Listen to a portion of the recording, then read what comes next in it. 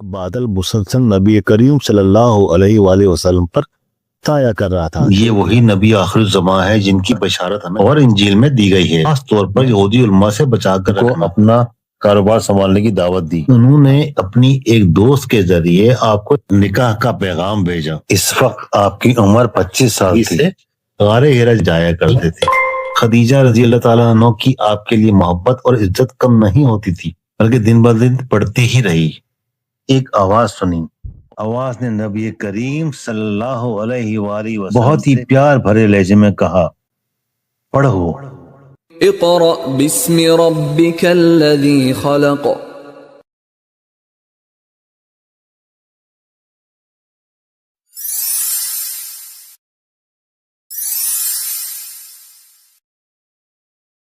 یہ واقعہ نبی کریم حضرت محمد مصطفیٰ صلی اللہ علیہ وآلہ وسلم کی حیات طیبہ کے ایک نہایت اہم لمحے کو بیان کرتا ہے، جب آپ نبی کریم صلی اللہ علیہ وآلہ وسلم پر پہلی وحی نازل ہوئی۔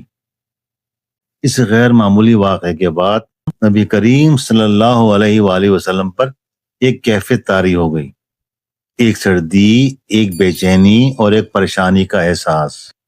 نبی کریم صلی اللہ علیہ وآلہ وسلم پہاڑ سے نیچے اترے اور چل پڑے اپنی زوجہ حضرت خدیجہ کی طرف، جو اس وقت دنیا میں نبی کریم صلی اللہ علیہ وآلہ وسلم کے لیے سب سے زیادہ قابل اعتماد اور ہمدرد شخصیت تھی۔ نبی کریم صلی اللہ علیہ وآلہ وسلم